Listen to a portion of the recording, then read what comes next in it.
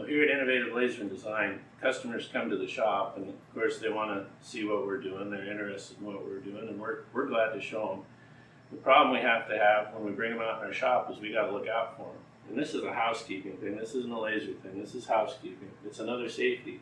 We'll keep our aisleways clean and swept, and spaces and hoses and cables off the floor, because they're used to being in homes or offices or businesses, and they're not used to walking out in an industrial shop. So a lot of times when you have customers in your shop, you got to look out for them. So we'll step through and start with that.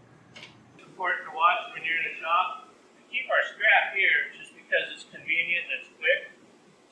But if we left that out like that, that's really easy for somebody that's walking around and all interested in everything. They're not looking down here. Walk into this and decide to stab themselves or cut their hands. That's something we definitely try to keep our aisleways clear, cables off the ground, because we're not looking at that. We're looking at the press brake that makes noise, the laser that makes noise. You don't stand right here and lean on the laser. It's pretty casual, but even to rest your hand on the grids that support the metal, it just hurts to rest your hands on it. So a lot of this stuff, people aren't going to do that anyway, but you don't want to see people popping up onto the bed of the laser.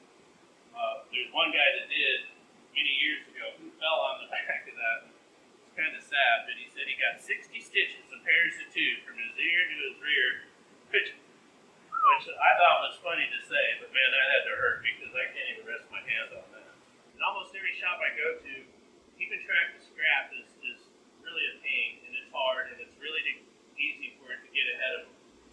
We use big chains like this to keep our scrap